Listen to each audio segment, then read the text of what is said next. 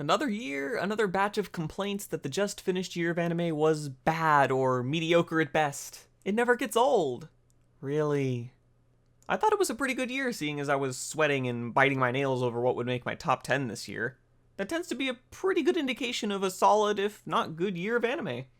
But you know what? I'm gonna do things a bit differently this time. Maybe part of the fueled negativity towards each year is leaving a bad taste in people's mouths by ending these with the worst 5 shows that aired. I'm gonna keep doing those because I still think balance is important, but from now on, I'll start with them, and then do the top 10 after. Maybe ending on a positive note will help inspire more positive thoughts about each year from now on. Before we start, here's the rules as per usual. It doesn't matter when the show aired, as long as it finished airing in 2015, it's eligible. In turn, shows that did not finish airing before December 31st, 2015 are not eligible. That's really about it. As for the worst list, I have to have completed the show in order for it to be eligible, or I need to have dropped the show for a reason other than boredom. Otherwise, the list would just be full of shows that bored me to various degrees, which would make a really lame list. This also means if a show you think should have made either list isn't there, I most likely either didn't watch it or dropped it. That's it for the rules. Let's get this started. So, the worst 5. I had a lot of trouble with them this year because I had a hard time actually finding 5 shows to make up this list. Not necessarily because less crappy shows aired, but probably because I'm getting a lot better at avoiding shows I'll most likely not enjoy, and also dropping the shows that show signs of going downhill. Still, I managed to scrounge up 5, so here they are. Number 5. Beautiful Bones. Beautiful Bones isn't actually a bad show. It kept me entertained enough each week, even if I did have my issues with Sakurako being a bit too Sherlocky at times. Her being knowledgeable about bone-related things makes sense, it's her profession, but she also seems to know a bunch of random factoids about other topics just because it helps her solve things in later episodes. But the main reason it made this list at all is simply because it didn't end. The show spent a bunch of time teasing the final villain of sorts, but the show ends right before they're about to do something about him. It tries to end on this incredibly lame bit on how the main guy shouldn't stick around Sakurako because he might get manipulated by said bad guy, but it's hard to care because the show still never bothered to actually tell you about this incident in her past with this kid that fueled this conflict in her to begin with, and it's one of those inconclusive plot endings that's frustrating because it was the most interesting thing about the show. Maybe it'll eventually get a movie for an ending, or a second season, who knows. Number 4. Is it wrong to pick up girls in a dungeon? Danmachi's biggest issue is that it's just boring. The main characters aren't interesting, and there's not much plot to latch onto either. It also doesn't help that its popularity and lifeblood stems from the least interesting girl in the show. Seriously, every other girl in the show is better than Hestia. Fight me. Number 3. Comet Lucifer. I actually liked the first 2 episodes of Comet Lucifer. It was a pretty world with a potentially interesting story to tell. The problem is that it starts to feel like the writers are just making things up as they go after a while. A whole lot of nothing happens in the middle of the show, and the last couple episodes are so ridiculously nonsensical that you're mentally checked out of the show by the time it ends, leaving it to go out with a whimper rather than a bang. Number 2. Charlotte. Oh wow, a Jun Maeda show made Ryogaa's worst of the year list. This is me being incredibly surprised. Yeah, I know, I've made it clear that I'm not incredibly fond of Jun Maeda. But it's not like Charlotte did anything to change that opinion of mine. His writing still feels like he came up with core story events and then wrote around them, leading to a story that feels like a rough draft more than something that was actually finalized. But hey, he learned from Angel Beats, so at least there weren't any pacing problems. Wait. Number 1. Raka no Yuusha. It's kind of interesting that 2 different shows, number 1 and number 5, both made it to this list due to their endings. Though while Beautiful Bones was just okay with an inconclusive ending, Rokka was actually good until the ending decided to throw everything out the window. The reveal of the 7th being basically psychotic was underwhelming, since I'd rather them be a more rational person who's maybe ruthless in their ideals, especially since that angle was perfectly set up due to Fleming's backstory. But the real kick in the nuts was introducing another Brave to bring the count back up to 7, meaning there's another fake to find. Not only does this feel incredibly lazy due to reusing the exact same conflict, but the result of the last one having everyone trust each other now that the fake is gone was rendered null and void, and now everyone will just suspect each other again, making everything the show did utterly pointless.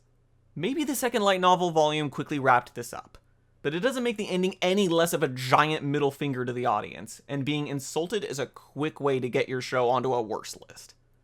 Good, now that the worst shows are out of the way, we can move on to what made this year stand out. Though first, I wanted to make a few honorable mentions. Not in the typical sense of these shows just barely didn't make the list, but rather shows that I haven't finished yet, but like enough to seem like shows that could have possibly made it if I had finished them on time. In no particular order, the first season of Garo, Seven Deadly Sins, Yona of the Dawn, Shirobako, and Maria the Virgin Witch. I'm sorry, I pick up too many shows and I inevitably fall behind on things, okay? Nobody's perfect. Anyways, actual honorable mentions go to Ore Monogatari and Death Parade, which just didn't quite make it. I'd say good luck next year, but, well, yeah. On to the top 10. Number 10. Punchline. 10th place was a hard-fought battle between Punchline and Prison School. While Prison School is hilarious and immensely entertaining, I feel like I got a bit more out of Punchline while also being entertained, albeit in different ways. Maybe I'm just biased because it was written by Kotaro Uchikoshi and I love the dude, but I never stopped being impressed by his ability to throw out seemingly inconsequential story and character bits just for them all to tie together so damn neatly at the end. I still have no idea how he does it, let alone so well. Number 9. Arslan Senki. It's pretty clear that Arslan Senki had production issues, though it's unknown if it was due to a lack of time, money, talent, or some combination of the three. Despite it, the show managed to be really enjoyable, in no small part due to the writing and sound design and directing picking up the slack. Hiromu Arakawa has shown with Full Metal Alchemist and Silver Spoon that strong, genuine character moments are one of her fortes, and Arslan Senki is no exception. Number 8. Knights of Sidonia Season 2. If there's a recurring theme I've noticed over the last couple years, it's sequels being even better than their previous seasons. That doesn't usually tend to be the case, so it's really interesting to see. Needless to say, Knights of Sidonia is one of these shows, where its second season managed to surpass its original. That's probably due to the first season feeling more like an intro, whereas things seem to actually get done in season 2. It also introduced one of the most moe non-human characters out there, which was amazing. Number 7. One Punch Man. I'm actually curious whether people would get more shit for not having One Punch Man on their list at all, or for it being there but not in the number 1 slot. It's one of those meta issues that crops up when a lot of people really like something, so it reaches the point of being deified as a perfect example of everything and can make no mistakes. Don't get me wrong, One Punch Man is great and deserves the praise it gets, just not this embodiment of perfection or anime Jesus. I wish it put more focus on some of the elements that got a bit sidelined. There's a reason I chose the bit of art that I did. But the show is still an insane visual spectacle that shows what happens when you bring a bunch of talented animators together on a work that they're passionate about. Number 6. Himouto Umaru-chan. I ended up enjoying Himouto way more than I expected to. Even after the first 1 or 2 episodes, I wasn't entirely sold on it, but it was one of those shows where the more I watched of it, the more I enjoyed it. Which is why it's saddening yet unsurprising that it got a fair share of hatred for Umaru being a not-so-great person a fair chunk of the time. Which may be surprising considering I'm pretty outspoken about just how much I hate Oreimo. Here's the thing though. The issue with Oreimo wasn't that Karina was a bad person. It's that she was a bad person, but the show tried to present her as perfect and how you should relate to her.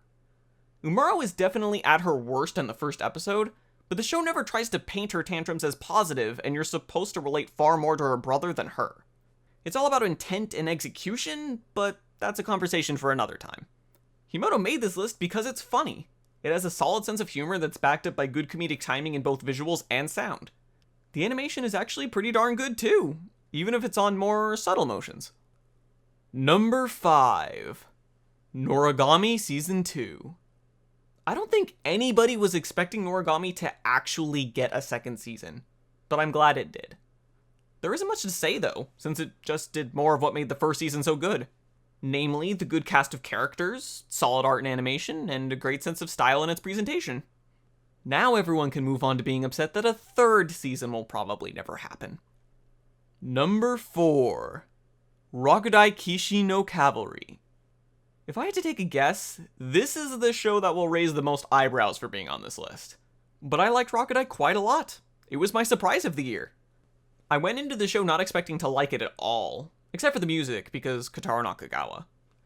The way I've commonly explained my draw to this show is that it's the kind of show that with any other staff behind it, it'd probably be completely boring and forgettable. There's some really impressive and creative directing in the show, and honestly the writing isn't shabby either. It does have some problems with unnecessary fan service bits, but the positives far outweigh the negatives. Number 3. Magic Kaito 1412. This one might also be a surprise since I didn't talk about it much, outside of Twitter, but I really, really liked Magic Kaito. I was expecting a fun show with a kid pulling off entertaining and creative heists, but it's a bit more than that. There's a story that goes with each one, adding some nice weight to the events that go on. The soundtrack was also surprisingly fantastic and fit the tone of the show perfectly, though maybe I should have suspected it since it was Takuya Iwasaki and he has a pretty solid track record. It's also a show with some of the best chemistry between love interests I've seen, and the show isn't even primarily a romance. It's just heartbreaking that a second season is basically guaranteed to never happen since Gosho Aoyama is too busy raking in money with case closed to give Magic Kaito more material. Number 2. Gatchaman Crowds Insight. I wasn't kidding when I said sequels were making a comeback. The second season of Gatchaman Crowds has themes that can resonate with nearly anyone, considering it deals with negatives that come with such a connected internet-based world. Jumping to conclusions, the dangers of a hive mind, the unwillingness to let dissenting opinions exist. You know, the usual day on the internet. It's definitely less subtle than the first season, though given the messages that they're working with, it's kind of hard to be anything but blunt. I think it actually works in its favor, since the first season had a tendency to be a bit too obtuse. It's just another sequel that I'd say manages to even outshine the original. And speaking of sequels, number 1. Tokyo Ghoul Route A. I don't think anyone is too surprised at this being here given my last video. Tokyo Ghoul is simply one of the best character stories I've ever seen done in anime. I don't think there ever won't be drama about the Tokyo Ghoul anime's content and opinions on it, but it's something I'm more than willing to defend to my deathbed. So that wraps up 2015, and here's to another good year of anime in 2016. Which everyone will call bad and mediocre yet again, no matter what actually happens.